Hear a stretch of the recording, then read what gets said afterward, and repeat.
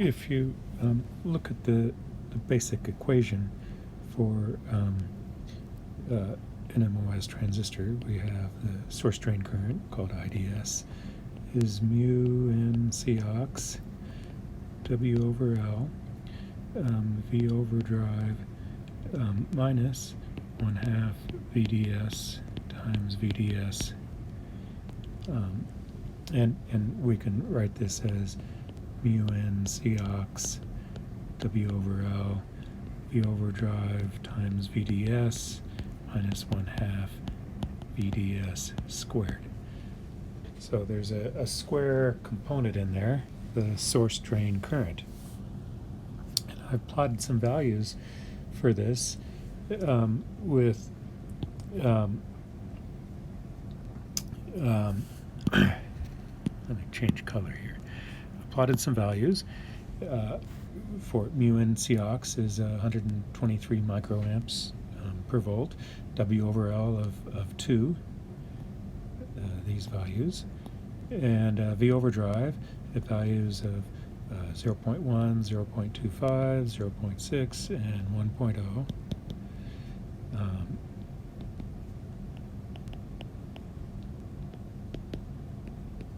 Those are values of V overdrive, and then VDS going from, say, 0.8 down to 1.5 for each one of these, and then finding the current. And so I've plotted that, and you get something that looks like this.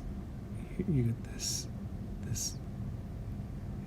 equation that, if I kind of smooth it out, it's looking a lot like that. Well, is that really what's going on? Does that make sense? Well, the equation, if I could change pages, we've got a square here, right? We've got a square value, and as we've got this number here, this V overdrive VDS, and minus 1/2 VDS squared. As VDS gets large, as this gets large, this square value will start to dominate, and at some point it's going to become larger than V overdrive times VDS. In fact, it starts to become larger when V overdrive equals VDS, and we call that VDS sat, is when VDS is equal to V overdrive. At that point, then we have mu n Cox W over L times V overdrive squared minus 1/2 V overdrive squared, and any larger value at VDS sat, but any larger value of VDS means that this square component is going to keep getting larger, and we can cause a negative value here, and you can see that in this chart. We have 0 right here. That's 0 amps, and so all these values are actually negative. All these values here, those are all negative values, and hopefully that makes no sense to you. To have a negative current through this device, it's not only useless, it's really meaningless. So we could calculate the current at VDS sat, and just use that, extrapolate that out, and just say, well, that's the current straight on, so that we never have this risk of going negative. We don't want that, so that's what I've done here. We've got the current at VDS sat, call it ID sat, those values there. That's for VDS is equal to V overdrive, and each one of these plots had a different V overdrive, right? We had these 4 different values of V overdrive, so I've got 4 different VDS sats, one for each of these, where VDS is equal to V overdrive. and I only have two columns here because I plotted it at VDS as 0.1 and 1.6 just so I could make this plot go straight out. That's the only reason it looks like that. But there's just one value for each curve, and in fact I could just plot those currents right on here. This would be a plot of ID sat. And notice what it's really doing is it's increasing as we go, as V overdrive increases. V overdrive or VGS, because V overdrive is equal to VGS, so or VGS minus VT. So as we increase V overdrive, the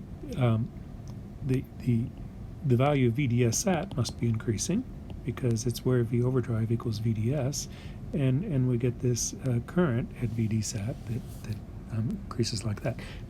All of these data points down here are really meaningless because we will fix the current for any VDS above VD sat. We'll just fix it at that. So we might as well just delete them and not look at them. Excuse me, and that gives us the plot that you're more used to looking at.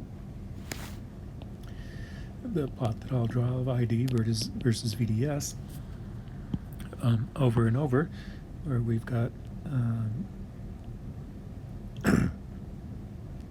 lines that look like this. That's exactly what I've plotted here. And we've got a division point, VDS sat, or ID sat. That's this red line right here, which I'm now making blue.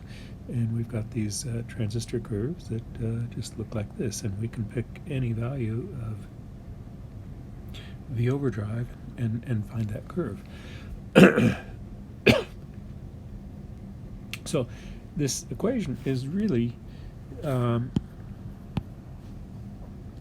the equation for ID or IDS is really a quadratic equation. And we just can't allow that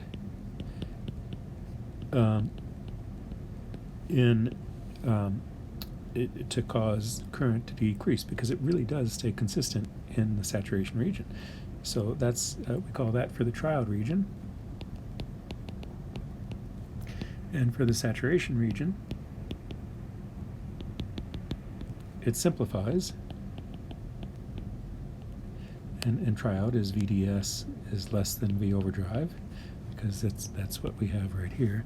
I'm getting too much junk on that plot already. Triode is VDS is less than V overdrive, and you can see that region.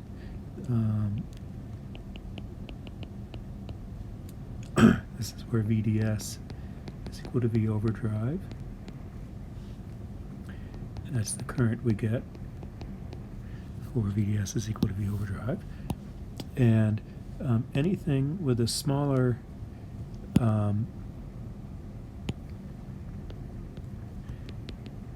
VDS than V overdrive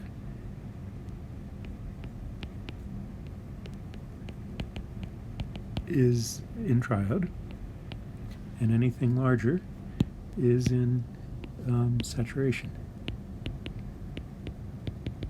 And that's why I'll talk about for a small VDS, you're in triode.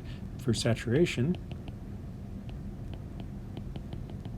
that occurs for VDS is greater or equal to V overdrive. And we have IDS is equal to mu n C 1/2 mu n C ox W over L times V overdrive squared.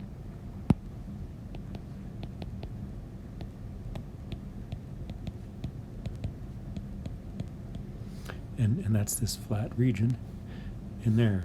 We find that current for knowing the value of V overdrive. This was V overdrive of,